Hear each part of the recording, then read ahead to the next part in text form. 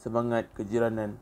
Jiran ialah orang atau keluarga berhampiran dengan rumah kita, sama ada di tepi, depan atau di belakang rumah kita. Semangat kejiranan merupakan unsur penting dalam kehidupan bermasyarakat. Selain dapat memupuk persefahaman sesama penduduk, semangat sebegini dapat menyatupadukan masyarakat yang terdiri daripada pelbagai kaum di negara kita. Dalam era globalisasi yang semakin canggih, kita dapat melihat hubungan kejiranan dalam kalangan masyarakat semakin kurang dititik beratkan. Seterusnya ialah kepentingan semangat kejiranan. Yang pertama, memupuk semangat perpaduan. Sebuah kampung atau kawasan kejiranan adalah sebuah masyarakat kecil. Jika hubungan di antara satu keluarga dengan keluarga yang lain adalah mesra, sudah tentu masyarakat kecil ini akan bersatu. Proses begini akan berkembang terus sehingga ke peringkat negara. Yang kedua, menggalakkan sikap saling membantu. Jiran merupakan orang yang paling hampir dengan kita. Apabila kita menghadapi masalah dalam kehidupan, kita tidak ada masa untuk menghubungi sahabat atau saudara mara kita yang tinggal berjauhan. Orang yang pertama yang akan datang menghulurkan bantuan biasanya datang dari jiran kita. Yang ketiga ialah menjadi wadah penjabahan fikiran. Kunjungan yang kerap antara satu sama lain membolehkan kita memperoleh pengetahuan dan mempertajamkan daya pemikiran melalui perbincangan yang diadakan. Jiran lebih hampir kepada kita dan mereka akan lebih memahami kita. Hal ini menjadikan sumber terbaik bagi kita meminta nasihat.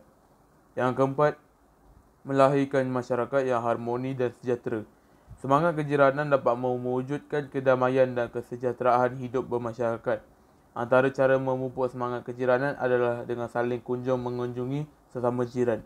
Aktiviti boleh dilakukan semasa aktiviti perayaan, kenduri dan lain-lain lagi.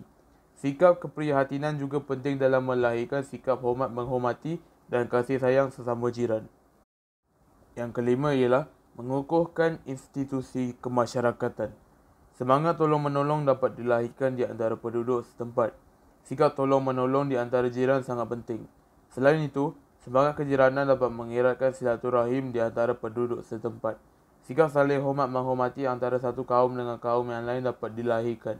Melalui semangat kejiranan, rakyat Malaysia belajar menghargai dan menghayati budaya dan tradisi rakyat berbilang kaum di Malaysia. Hal ini akan membawa kepada pencapaian matlamat konsep satu Malaysia di mana integrasi antara kaum berlaku. Seterusnya, kita ada faktor-faktor keruntuhan semangat kejiranan.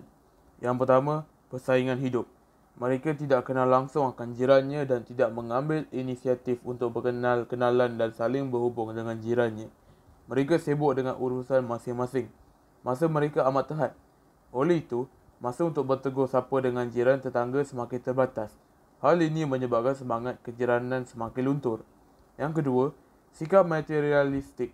Sikap hendak menandingi orang lain semakin menebal. Sesetengah orang bersikap prasangka terhadap jiran lantaran memiliki kelebihan tertentu. Malah ada yang menjadikan kekayaan sebagai simbol status. Masa untuk bertegur sapa sesama jiran tetangga dianggap membazir sahaja. Sebaliknya, masa itu digunakan untuk mencari kekayaan tambahan. Yang ketiga, perkembangan teknologi canggih. Perkembangan teknologi canggih juga meregangkan perhubungan kejiranan. Penggunaan peralatan elektronik seperti telefon pintar, gadget, televisyen, permainan video dan komputer riba yang memberi kemudahan untuk kita bersembang di alam maya seperti dalam aplikasi Facebook, WhatsApp, Twitter dan sebagainya. Hal ini menyebabkan kita merasakan tidak perlu untuk keluar dari rumah untuk berjumpa dan bergaul dengan jiran tetangga, malah tidak menghiraukan apa yang berlaku di luar pagar rumah masing-masing. Justru, masyarakat semakin menyendiri dan bersifat individualistik. Yang keempat, corak penempatan baru. Kini, setiap rumah dipagari dengan pagar yang tinggi. Pintu pagar dan pintu rumah sentiasa ditutupi rapat kerana perasaan takut terhadap kes jenayah yang semakin menjadi-jadi. Akibatnya, Aktiviti mengurung diri di rumah menjadi satu kemestian. Hal ini akan mewujudkan tembok pemisah antara jiran. Yang kelima, perubahan gaya hidup. Sebelum ini, kerja menyediakan kenduri keramaian dijalankan secara bergotong royong. Kini, perkhidmatan komersial telah menggantikan aktiviti ini. Keperluan kepada jiran amat terhad. Segala-galanya boleh dibuat sendiri. Hal ini menyebabkan keperluan bekerjasama dengan jiran semakin berkurangan di kalangan anggota masyarakat. Mereka hanya mengambil kisah hal masing-masing tanpa mengambil berat dan peduli tentang hubungan sesama jiran. Kemakmuran sesebuah negara amat bergantung pada keuntuhan dan kemantapan hubungan dalam setiap lapisan masyarakat tanpa mengira umur, jantina, bangsa, agama dan budaya. Hubungan erat antara jiran dapat melahirkan ciri-ciri masyarakat yang berkualiti. Sekian, terima kasih. Thanks for watching.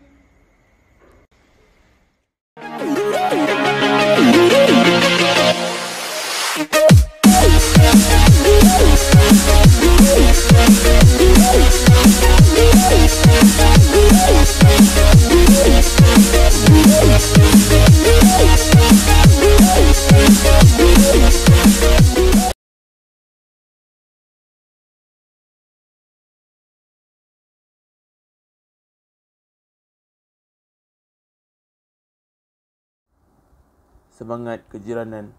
Jiran ialah orang atau keluarga berhampiran dengan rumah kita sama ada di tepi, depan atau di belakang rumah kita. Semangat kejiranan merupakan unsur penting dalam kehidupan bermasyarakat. Selain dapat memupuk persefahaman sesama penduduk, semangat sebegini dapat menyatupadukan masyarakat yang terdiri daripada pelbagai kaum di negara kita. Dalam era globalisasi yang semakin canggih, kita dapat melihat hubungan kejiranan dalam kalangan masyarakat semakin kurang dititik beratkan. Seterusnya ialah kepentingan semangat kejiranan. Yang pertama, memupuk semangat perpaduan. Sebuah kampung atau kawasan kejiranan adalah sebuah masyarakat kecil. Jika hubungan di antara satu keluarga dengan keluarga yang lain adalah mesra, sudah tentu masyarakat kecil ini akan bersatu. Proses begini akan berkembang terus sehingga ke peringkat negara. Yang kedua, menggalakkan sikap saling membantu. Jiran merupakan orang yang paling hampir dengan kita. Apabila kita menghadapi masalah dalam kehidupan, kita tidak ada masa untuk menghubungi sahabat atau saudara mara kita yang tinggal berjauhan. Orang yang pertama yang akan datang menghulurkan bantuan biasanya datang dari jiran kita. Yang ketiga ialah menjadi wadah penjabahan fikiran.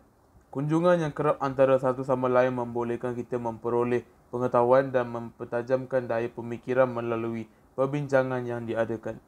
Jiran lebih hampir kepada kita dan mereka akan lebih memahami kita. Hal ini menjadikan sumber terbaik bagi kita meminta nasihat. Yang keempat, melahirkan masyarakat yang harmoni dan sejahtera. Semangat kejiranan dapat mewujudkan kedamaian dan kesejahteraan hidup bermasyarakat. Antara cara memupuk semangat kejiranan adalah dengan saling kunjung mengunjungi sesama jiran. Aktiviti boleh dilakukan semasa aktiviti perayaan, kenduri dan lain-lain lagi. Sikap keprihatinan juga penting dalam melahirkan sikap hormat menghormati dan kasih sayang sesama jiran. Yang kelima ialah mengukuhkan institusi kemasyarakatan. Semangat tolong-menolong dapat dilahirkan di antara penduduk setempat. Sikap tolong-menolong di antara jiran sangat penting. Selain itu, semangat kejiranan dapat mengeratkan silaturahim di antara penduduk setempat. Sikap saling hormat menghormati antara satu kaum dengan kaum yang lain dapat dilahirkan. Melalui semangat kejiranan, rakyat Malaysia belajar menghargai dan menghayati budaya dan tradisi rakyat berbilang kaum di Malaysia.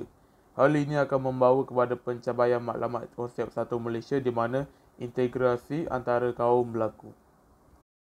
Seterusnya, kita ada faktor-faktor keruntuhan semangat kejiranan. Yang pertama, persaingan hidup.